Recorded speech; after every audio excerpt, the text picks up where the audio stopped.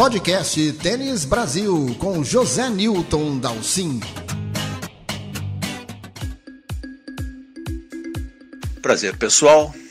Muito bom ter vocês aqui novamente conosco no podcast de Tênis Brasil. Como vocês sabem, por dias atrás tivemos a notícia ruim da saída do Brasil Open do calendário 2020 dos ATPs. Mais grave ainda, o calendário de eventos profissionais no Brasil neste ano, principalmente os masculinos, tiveram uma redução drástica. Pouquíssimos Futures, apenas um Challenger. O feminino aí ainda conseguiu ter um calendáriozinho um pouco melhor, com vários torneios de 15 e 25 mil dólares para ajudar a garotada. Por isso, achamos bem oportuno, neste podcast, conversar com dois importantes promotores do tênis brasileiro. Luiz Carvalho, Lui, que é diretor do Rio Open e também trabalhou muito tempo com o Brasil Open, e Nelson Hertz, do Instituto Esportes. Os dois vão conversar com a gente sobre a perspectiva do mercado, as dificuldades e também, é claro, do Brasil Open. Antes de qualquer coisa, Lui, muito obrigado pela sua presença aqui no podcast do Tênis Brasil, você falando aí do Rio de Janeiro.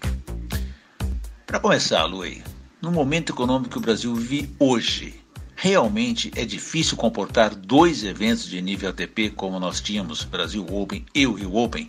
Nosso problema é econômico para suportar dois eventos dessa magnitude? Bom, vamos lá. Não acredito que é um problema econômico, a questão de não ter dois ATPs.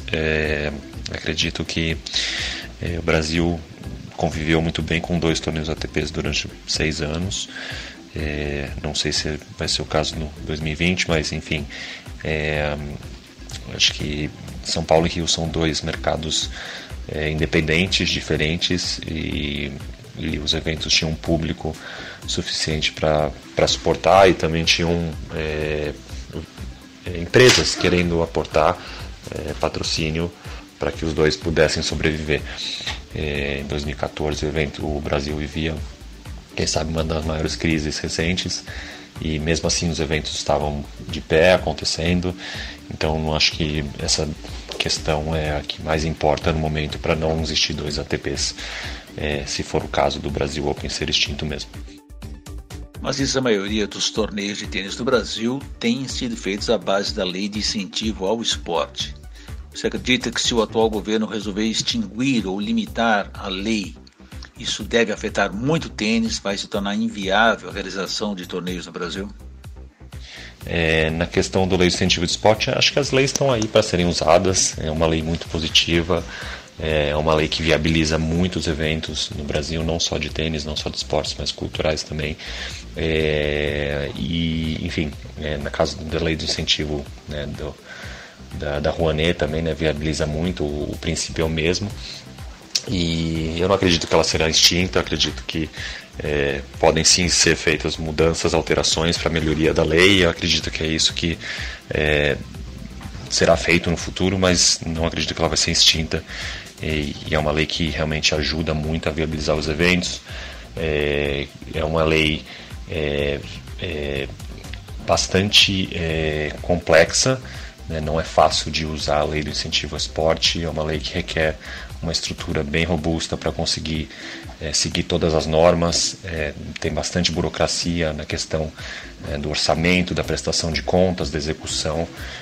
Não é uma lei simples de usar, e isso ajuda para que tenha mais transparência no processo. Então é uma coisa, acho que é uma lei positiva para o esporte, principalmente. O que você acredita poderia ser feito para o tênis, as promotoras não dependerem tanto da lei de incentivo? Existe algum caminho para os próximos anos a ser seguido? Falando de depender excessivamente, cada evento tem um modelo de negócio. No Brasil, os eventos, principalmente esportivos, são altamente dependentes de patrocínio. Não é novidade para ninguém. Diferente do futebol, que quem sabe você tenha uma receita de ingressos alta, nos outros esportes isso é difícil. Existe a lei da meia entrada, existem várias questões de promoções, descontos, acaba que você não consegue ter uma receita muito alta com questão do ingresso. Então acaba que fica muito dependente do patrocínio, e a lei federal ela supre um pouco dessa necessidade dos eventos de conseguir captar dinheiro suficiente para conseguir viabilizar o evento. Eu acredito que, de novo, a lei pode sofrer algumas alterações para melhor, é isso que a gente espera, para que os eventos continuem se beneficiando disso, e eu enxergo com bons olhos para que também as empresas cada vez mais entendam da lei e se adequem para poder utilizar a lei. Luiz, você participa ativamente das negociações para atrair novos patrocínios e manter os que você já tem para o Rio Open. Na sua opinião, qual seria o fator decisivo para que uma grande empresa aporte milhões ou entre com uma cota de patrocínio importante e valorosa num grande evento como o que vocês fazem? Acho que é uma construção conjunta. Existe, obviamente, uma confiança que demora a ser adquirida entre promotor e patrocinador, não é da noite para o dia, né? O próprio Rio Open tem algumas marcas que estão com a gente desde o início, que é o caso da Claro, é o caso da Peugeot, é o caso da Rolex. Então são grandes marcas com plataformas robustas de patrocínio, e essa confiança se foi adquirida ao longo dos anos. Isso obviamente é um fator bem importante, eles terem confiança de que a gente consegue entregar o que a gente está propondo. E acho que também no caso do Rio Open, né, quando nasceu em 2014, tinha uma grande dúvida do que seria, como seria, se daria certo. Então, depois de alguns anos, 6 anos, acho que a gente conseguiu ganhar um pouco de credibilidade no mercado, e isso obviamente ajuda, facilita, não é um fator determinante. Obviamente cada empresa tem uma estratégia, tem uma plataforma, e a gente busca se adequar à estratégia à plataforma, porque realmente o evento do Rio Open é mais que um evento de tênis. A gente gosta de reforçar isso, que é uma experiência completa. Então tem a questão de gastronomia, tem a questão da arte, tem a questão do lifestyle, tem a questão da música, né? A gente está sempre se reinventando para poder ajustar e se adequar ao que as empresas querem, porque obviamente o tênis acaba sendo um esporte um pouco nichado, e a gente precisa poder abrir esse leque de opções para os patrocinadores enxergarem cada vez mais valor em todas as ações que a gente faz, né, antes, durante o Rio Open. Então acho que esse é o maior segredo, da gente conseguir entregar uma plataforma de comunicação e uma experiência completa para quem vai no evento, para que todos saiam de lá com aquela sensação de, né, nossa, que impressionante é esse evento, e queira voltar. Sem dúvida alguma, o Rio Open tem crescido ano após ano, tem uma estrutura muito bem montada, que também está cada vez mais rica. Conta pra gente como é que tem sido o retorno, o que a ATP, o que os jogadores falam do Rio Open depois de cada etapa que vocês realizam. Foram 6 anos, né? Então são 6 relatórios que a gente tem da ATP em relação ao evento. Todos os anos, obviamente, tem coisas que a gente pode melhorar, e a ATP sempre aponta. Na verdade é que a gente está muito próximo em questão de, né, nos olhos da ATP, na organização do evento. Tem sempre coisas que podem ser aperfeiçoadas, mas a verdade é que a gente está muito bem estruturado atualmente. O primeiro ano um pouquinho mais difícil, a gente aprendeu muita coisa. O segundo, né, depois de 6, a gente está bem seguro com o que a gente tem em mãos. O ATP sempre, né, escreveu bons relatórios a respeito do evento. Em 2017 a gente fez aquela alteração do feminino, que também surtiu efeito aos olhos da ATP, obviamente, por uma questão operacional, né? Com menos jogos, com menos atletas, ficou mais fácil de organizar o evento no Jockey. Acabou melhorando a qualidade de serviço para os atletas, enfim. Então, isso coisas que a gente já falou no passado, e isso, enfim, aos olhos da ATP é muito bom, porque mostra que a gente está querendo sempre evoluir.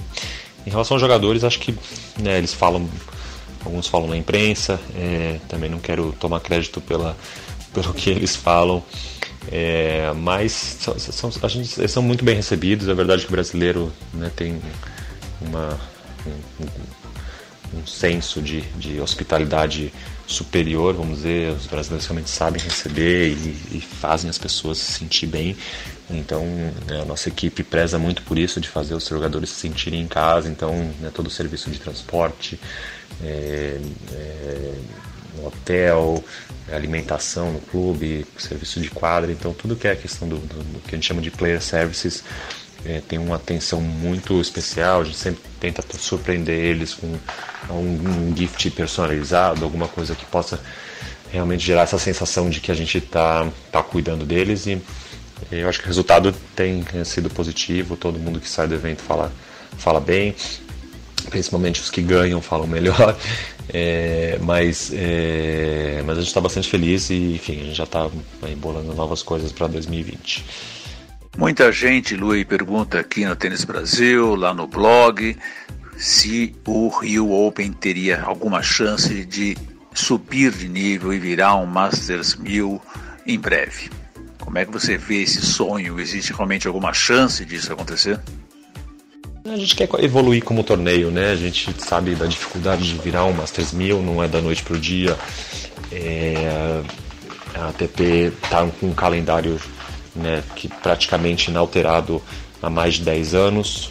Estamos indo para o 11º ano de calendário inalterado em relação aos 1.250, 500. Então, a gente sabe que a estrutura é essa, tem poucas oportunidades, mas a gente não está focando tanto em virar um Masters agora. A gente está mais tentando em realmente aperfeiçoar o evento, ganhar corpo, oferecer a experiência completa que a gente sempre fala, atrair os melhores do mundo, e acho que o resto vai ser uma consequência, né? Todo mundo sabe das nossas intenções e o futuro dirá.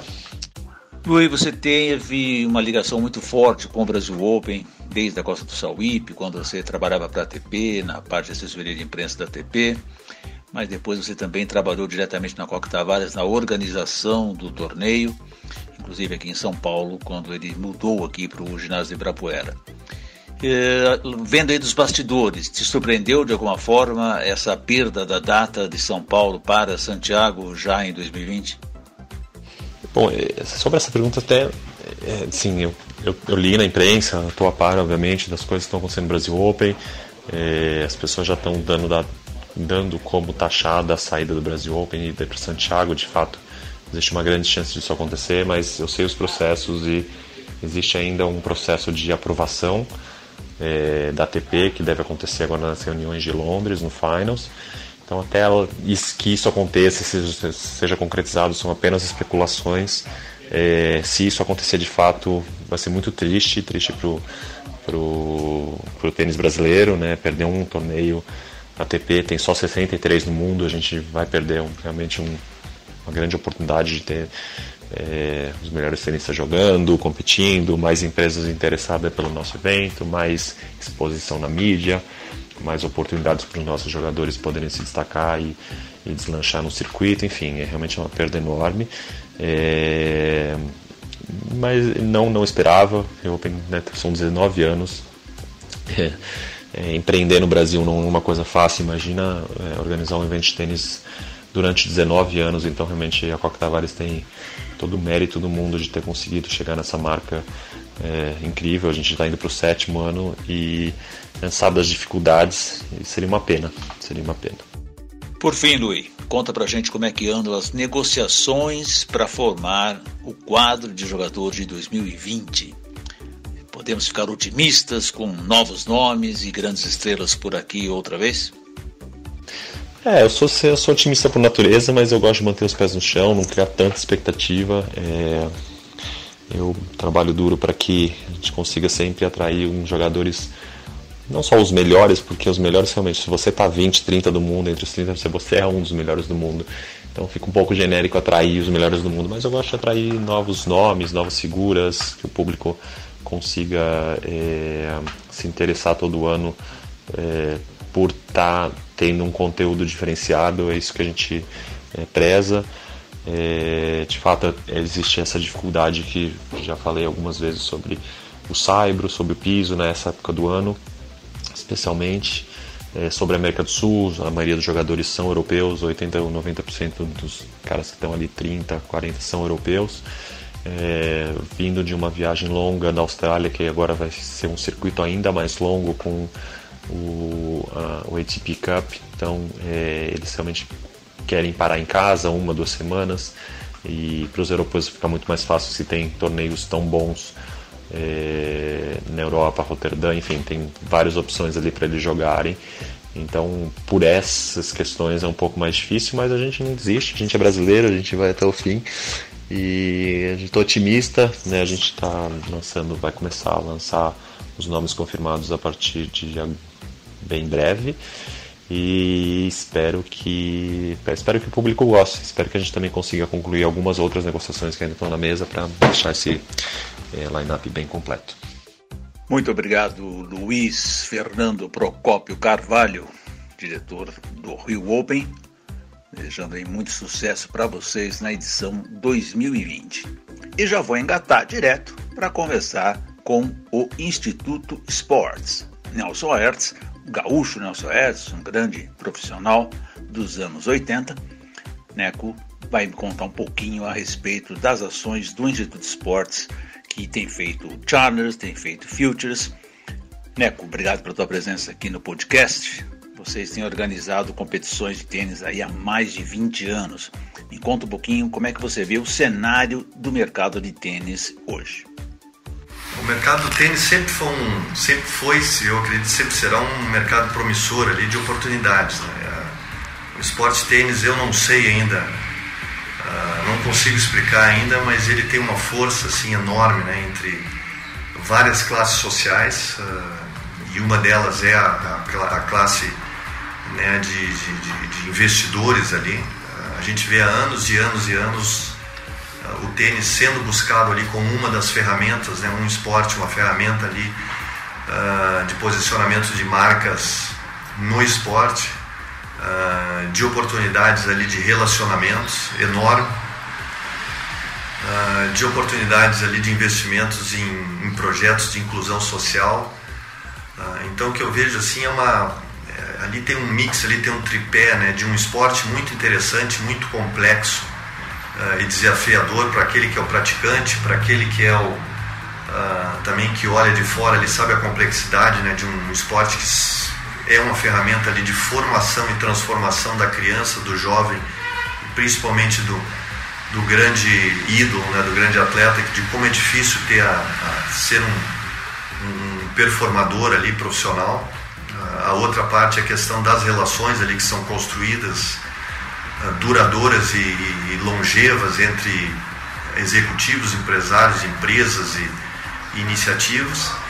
E a outra são projetos na qual ajudam aí a melhorar o ser humano do Brasil, que são projetos sociais ali, iniciativas de inclusão social que acabam até algumas virando em escala, podendo mudar ali um ecossistema, regiões, etc. do Brasil. Então acho que esse mix assim, ele tem que ser construído, ele não é de uma hora para outra. Se ele não for bem organizado assim, ele não tem, eu acho que uma longevidade tão grande, né, como algumas empresas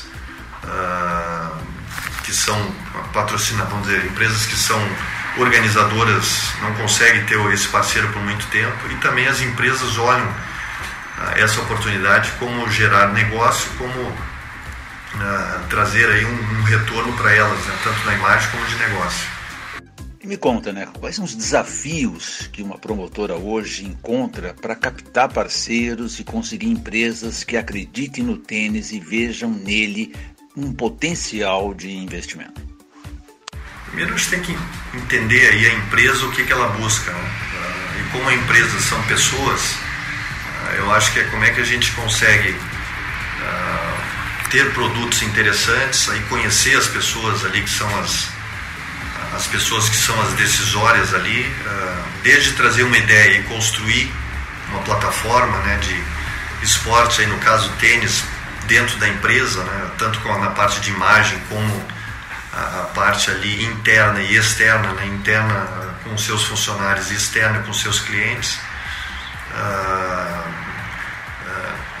desenvolver essa ideia com eles e também ver modelos de negócio, né? Investir no esporte, desenvolver pessoas, trazer resultado ali de marca, mas principalmente se preocupar muito com as empresas na questão do retorno que elas vão ter, os retornos de formas variadas ali, da imagem, de negócios, né, de relacionamentos e negócios, e na parte também que hoje cada vez ela está ficando mais importante e forte, que é a parte do impacto social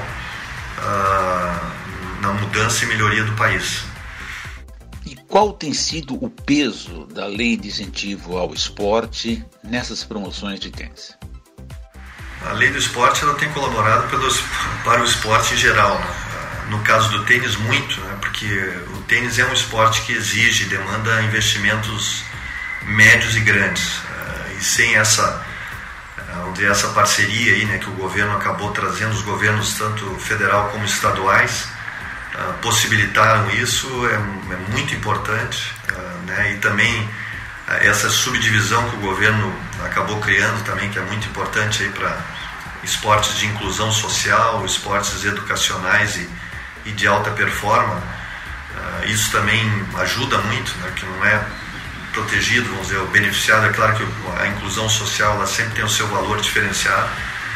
Tudo isso tem trazido uma grande sustentabilidade ao longo desses últimos 10 anos aí que o Brasil tem passado aí por alguns altos e baixos, oscilações econômicas. Isso deu um suporte muito bom. De outro lado, um pouquinho ali deu uma zona de conforto para as empresas ali, que elas acabaram utilizando a lei de incentivo como um fim único, né? De ela ser, a lei de incentivo ser a salvação e a única utilização dos investimentos, no qual essa parte eu diria ali que tem que ter uma parceria de lei de incentivo junto com investimento de marketing ali, para poder fazer um 360, que a gente chama ali, todo um círculo virtuoso, onde é que dá para fazer né, um impacto maior ali no investimento ali que você faz na infraestrutura, aí nas ações sociais, nas ações de relacionamento, na parceria, né, que é muito importante aí das mídias, né? Sem a mídia fica difícil ter vamos dizer, o engajamento, né, do público e do aficionado ali, do apaixonado. Então, com o tempo, assim, eu acho que as empresas estão entendendo, né, que por mais que seja muito importante, espero que o governo continue com isso, a parte de leis de incentivo e benefícios fiscais, mas ao mesmo tempo as empresas elas têm que vir um pouco mais e olhar ali para o seu investimento de marketing ali, para fazer algumas outras ações. O que a gente sente, né, é que os organizadores talvez precisem diversificar um pouco esses investimentos, sair um pouco da lei de incentivo, porque de uma certa forma o mercado todo fica um pouco dependente demais da lei. Teremos outras maneiras, existem outras formas de se captar um bom dinheiro fora da lei de incentivo hoje? Isso é uma conquista ali. Eu acho que a lei de incentivo dá a primeira entrada ali, a facilidade, né? Porque quando você tem a lei de incentivo, todo mundo quer conversar. Se vai fazer vamos dizer, a parceria ou não é outra coisa, mas todos querem, né, que esteja dentro ali vamos dizer, da trajetória ali ou do objetivo da empresa, eles querem conversar. Depois que isso acontece, vem as outras ideias, né, as outras oportunidades, o outro convencimento, outros produtos que são montados ali que ajudem, né, a desenvolver o projeto a virar mais sustentável, maior. O ideal seria até que se tivesse uma participação maior, né, e se dependesse um pouco menos, né, das leis de incentivo, ou no qual as leis de incentivos poderiam ser utilizadas ali sempre para iniciar um novo evento, né, porque ela ajuda muito ali. Sempre o início de um evento ele é muito difícil. É claro que a manutenção e a longevidade também, mas o início é muito complicado. Então acho que é um mix de entendendo e conquistando, né, e mostrando ali ao parceiro ou aos parceiros ali da importância do investimento de marketing, né, para que o produto ali, para que o projeto ele seja mais envolvente, mais valorizado, e que tragam melhores resultados ali no geral, né? Dessas áreas ali, principalmente no relacionamento ali, no negócio, né? Que acaba virando uma continuidade e sustentabilidade ali dos projetos. O Instituto Esportes tem obtido grandes parceiros nos seus eventos. Tivemos aí o Santander, o IES com Claro, eventos que vocês fizeram nesta temporada de nível Future, de nível Challenger. Me conta um pouco, o que é que esses parceiros buscam com o tênis? Eles buscam, né, vamos dizer, o posicionamento do esporte, né? Primeiro eles valorizam bastante o esporte ali. Isso que eu falo, né, que o tênis tem essa capacidade de atrair, né, essa visão aí do esporte como um esporte diferenciado ali, que oportuniza, né, além de um retorno ali de imagem, ele traz essa oportunidade de muito relacionamento com os seus clientes, com os seus parceiros, e ao mesmo tempo a gente sempre desenvolve. A nossa preocupação muito grande é com esses parceiros investidores, aí no caso aí de Santander, Claro, como vários outros que a gente tem, é entender bem o que eles buscam, né? Um é um investimento a curto prazo ali, mas sentar com eles e fazer sempre uma estratégia ali de médio e longo prazo, e sempre estar trazendo algumas, né, ideias inovadoras ou diferentes para eles, é claro que sempre com a decisão ali, com a decisão em comum, né, mas principalmente deles ali, que são os investidores, do que são os próximos passos, as ações que a gente vai fazer, de melhorias ali, e eu acho que isso aqui traz um pouco, né, da nossa qualificação aí, da nossa sustentabilidade e longevidade também trazendo esses eventos há muitos anos para o Brasil. Semana passada nós tivemos a notícia ruim, triste, que o Brasil Open vai deixar o calendário, vai ser substituído por Santiago em 2020. Você acredita que isso pode impactar de alguma forma negativa a imagem do tênis perante empresas que estejam cogitando entrar ou renovar contratos? Existe algum risco, você acredita?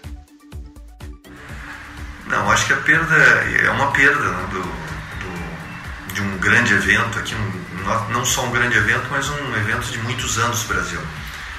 Mas eu acho que sempre quando a gente perde alguma decisão, algum produto, alguma coisa na vida, assim, quando a gente perde, seja nossa ou de outros, assim, ela serve como uma lição ali para olhar assim, o que aconteceu, o porquê que não deu certo, e a gente entender ali o que pode ser feito, né? Como é que a gente recupera essa perda, como é que a gente pode crescer, né, de uma maneira mais sustentável, reconhecer, né, que o Chile acabou levando lá para eles, né, que vai ser é claro que o evento continua na América do Sul, mas para o Brasil é uma perda bem considerável aí. Mas eu daria uma olhada assim, a gente tem que avaliar o que aconteceu, por que levou a esse ponto de a gente ter perdido o evento aqui, aprender, tentar melhorar, trazer novos eventos de novo, né, nem que demande algum tempo, né, e que ele venha aqui para ser sustentável por mais tempo e de uma maneira melhor. Para finalizar, Nelson Hertz, me dá uma ideia. Qual é a sua expectativa para esse mercado, para as promoções de tênis nos próximos 5 anos? Que cenário nós teremos? Será um cenário mais animador, mais positivo? Que dificuldades você enxerga? Em que locais e em que níveis o tênis brasileiro precisa trabalhar hoje para ter um futuro mais animador pela frente? Na verdade eu vejo todos os anos assim, algumas melhoras, né, algumas não são notadas assim, e eu diria que a gente não pode só olhar na questão dos eventos, acho que a gente tem que olhar na questão ali da infraestrutura, né, do que é feito na base, trabalhos que são feitos, iniciativas, né, então tem iniciativas que estão sendo feitas ali na base, em projetos sociais, na parte de projetos de treinamentos, né? Eu acho que tem uma aproximação assim um pouco mais de relacionamento entre a confederação e algumas federações. Então tá havendo uma busca, né, de integração ali entre as partes, e isso acaba de uma certa forma trazendo um pouquinho mais do mercado, tá mais organizado, um pouquinho maior, né, por mais que a gente ainda reclame um pouco, né, dos resultados, vamos dizer, lá no topo. E nisso as empresas, né, elas começam a olhar isso aí como um círculo virtuoso ali que começa a potencializar, e aí os investimentos aumentam, né? Então agora, é claro que a gente está passando aí por momentos difíceis, né, econômicos, né, troca de governo, etc. Então tem alguns ajustes que eles não ficam na mão, né, dos investidores e também nós, mas eu vejo assim, nesses próximos 5 anos grandes oportunidades. A gente vê assim que trabalhando bem ali com os investidores, ali com clubes, né, que são parceiros, com jovens aí que estão começando a aparecer, jovens aí que estão vindo mais bem preparados ali desde o início, né, com uma oportunidade aí de estarem mais prontos ali para uma carreira profissional, né, que querendo ou não, se a gente tem ídolos assim, eles chamam muito o público, eles chamam a atenção, e também nessa questão aí de massificar o tênis do Brasil aí com escolas públicas e projetos sociais, mas projetos sociais que essa ferramenta esporte ajude a educar a pessoa, a criança, não necessariamente para jogar bem tênis, mas para educar ali e ajudar com uma ferramenta na sua vida. Acho que tudo isso aí vai ajudar muito o esporte nesses próximos 5, 10 anos a ir para um outro patamar. Este foi o podcast Tênis Brasil com José Newton Dalcin.